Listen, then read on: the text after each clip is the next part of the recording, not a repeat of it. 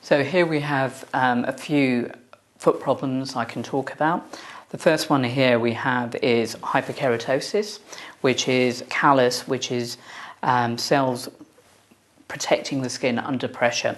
So you have a build-up underneath the toe here, and you can see it's right on the edge and also on the ball of the foot. And these are areas which contact the ground more than they should. Therefore, you build up the hyperkeratosis as a protecting mechanism. Second photo I have here is someone with a crack in their heels. The skin is extremely dry. The reason we will have something like this is the foot is under a lot of pressure, and often we find people who in the summer are wearing sandals and unprotected heels will develop this hard skin, and due to the friction and lack of moisture you'll start getting cracks underneath the surface and leading to the heel being dry. If this is continued over a period of time, the cracks and the moisture is not present. Therefore, you have a deeper crack forming with lack of moisture. As you can see here, there is quite a degree of dryness, and you can see the deep cracks forming.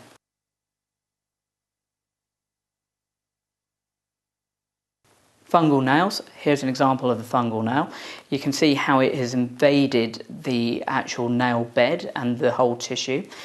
And as this has gone on for a while, you can see it's now affecting the nail next to it, and there is fungal spores entering the nail. Funguses are extremely contagious, so in an environment like the shoe, it will have an opportunity to spread from toe to toe.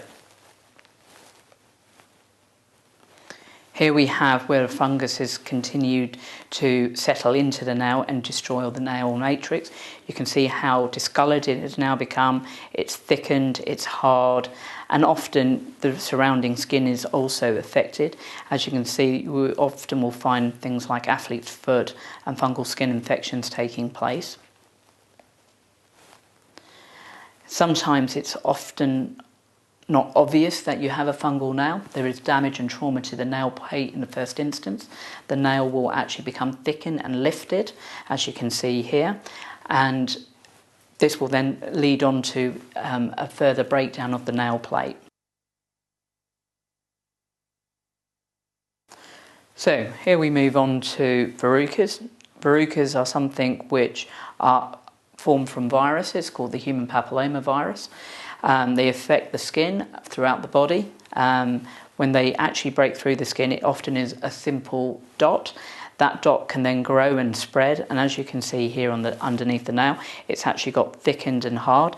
This is mainly because of where it is and the impact of it on the shoe, causing pressure and friction. We then have a more severe case of verrucas where they have spread. As a virus, it has an environment where it will move to other areas of the foot, and you can see how thick and hard it has started to form, especially around the ball of the foot and the toe. Now, having it that thick will cause you a lot of pain because it will be like having a stone in the ball of your foot. So every time you walk, you feel a lump, and the nerve endings that are present in that area will inflame and cause you pain. Additionally, in the heel, you can again see a big calloused area. So the verruca here has basically thickened up. And again, as you're walking, it's like having a stone in the heel. And you can see also around the surrounding edge, hard skin forming and cracks and fissures because of the amount of pressure that's being exerted on the heel during walking.